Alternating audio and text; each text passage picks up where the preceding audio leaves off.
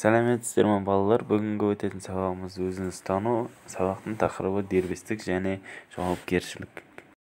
Оқушылар, сабағымызды бастамас бұрын 5 ережесін есімізге түсіреміз. Тәртіп, талап, тыныштық, тазалық, татулық. Балалар ережені есімізге түсіріп, сыныптың тәртібін сақтап, оқып, білуге талаптанып, тыныштықты орнатып, тазалықты сақтап, бүгінгі күнімізді татулықпен өткізейік. Оқушылар, сабағымызды бастамас бұрын сақиналар ойынын ойнайтын боламыз. Ең алдымен дөңгелеп отырайық. Байлаулы тұрған жіпті екі қолдарымен ұстап отырыңдар. Жіптің ортасында сақина кигізілген. Оқушылар, сендер ол жіпті қолдарымен жауып тұруларын қажет. Кезек-кезек бір-біріне жылжытып отыру керек. Жаңадан келген жүргізуші әрқайсысына қолыңды аш деп сақинаны тауып алуы керек.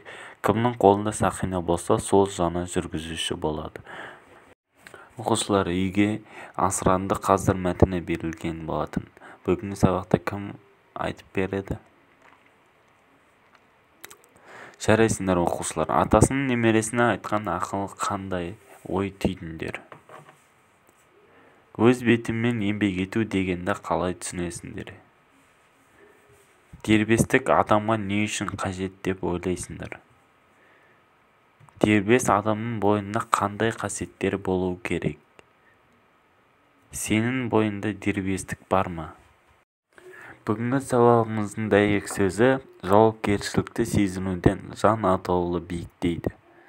Жауапкершілік деген не? Дәйек сөзден қандай ой түйдіңіз? Оқушылар, мен сендерге жауапкершілік жүгі атты оқиғаны оқып беремін. Мұқият тыңдап отырыңдар. Ертеде ақшасы мен дәулетінің көптігіне қарамай өмірінен түңіліп, өмір сүруден жалыққан бір ханзада болған екен. Достары, іні бауырлары аңшылыққа шығып, қыдырып, тозып жүргенде жаңағы ханзада бөлмесінен шықпай, еш нәрсеге қызықпайтын болады. Баласының мұндай жағдайын көрген әкесінің жүрегі ауырады. Bir күні хан сол елдің ең білімді ғұламасын шақырып, жағдайды түсіндіріп, баласының дертіне бір дауа табуын бұйырады. Ойлануға бар жоғы бір апта беріледі. Осы уақыт ішінде ешқандай шешім таба алмайтын болса, ғұламаның өміріне қиянат жасалатынын ескертеді. Қария күндемей түндемей ойланса да ешбір амал таба алмайды.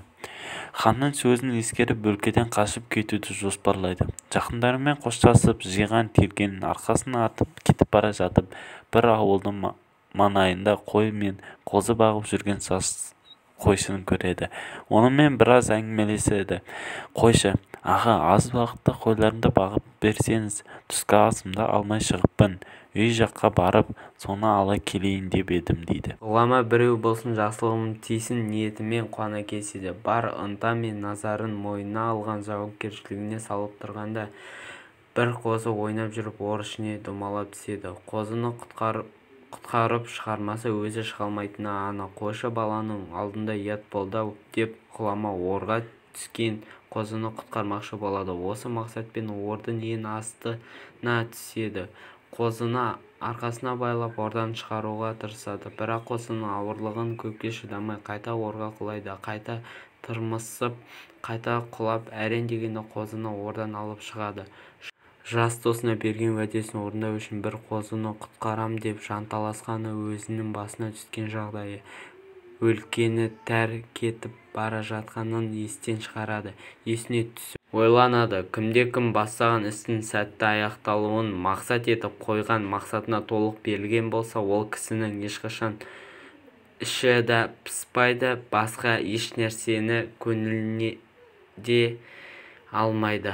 Осыны ойлап ғұлама қашудан бастатады. Ханның алдына барып, уа мәртебелім, егер ханзаданың еш нәрсеге қызығушылығы жоқ болып, іші пысса, өмірден түңіліп жүрсе, оның үстіне жауапкершілік жүктесеңіз, бос уақыт болдырмайтын тапсырма беріңіз. Іш пысқандықтың, өмірден түңілгендіктің негізгі себебі еркінділік. Беретін тапсырмаңыз қаншалықты үлкен, жазасы қаншалықты ауыр болса, балаңыздың өмірге деген көзқарасы соншалықты тез өзгеріп, құштарлығы артып, жаңадан тыныс алғандай болады. Оқушылар, жауапкершілікті болу дұрыс әрекет жасаудың көрінісі бола ма? Неліктен жауапкершілікті арту адам өмірінің мәнін күшейтеді? Өз өмірінің мәнін күшейту үшін дұрыс жолға түсіп, игі әрекеттерді жасаумен байланысты мысалдар келтіріңіздер. Дұрыс әрекетті сипаттайтын оқиғалар өз өмірлеріңізде әңгімелеп беріңіздер.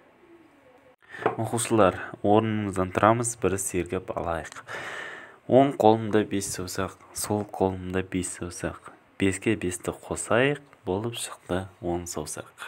Оқушылар, 3 топқа бөлінеміз. Оқулықта 4-ші тапсырмаға назар аударайық. Жауапкершілікті адам қандай болу керектігі туралы өз ойларыңды жалғастырып жазыңдар. Оқушылар, енді топпен ән айтамыз. Дос болайық бәріміз өлеңін бәріміз бірге айтып шығайық.